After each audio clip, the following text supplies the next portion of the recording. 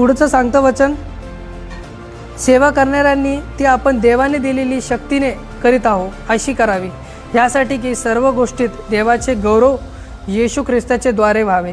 गौरव व पराक्रम ही युगानयुग त्याची आहेत. आमेन.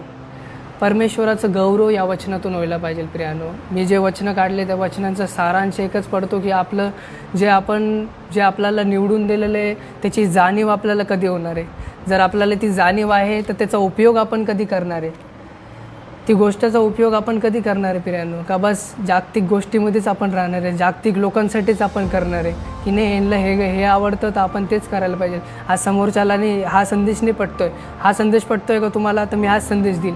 नाही प्रियानो. परमेश्वराचं वचन सत्य आहे, ते सत्य तुम्ही लोकांपर्यंत पोचवा. परमेश्वराचं सत्य लोकांना वाईट वाटणार, लोकांना ते कडू वाटणार, पण ते आपल्यासाठी किती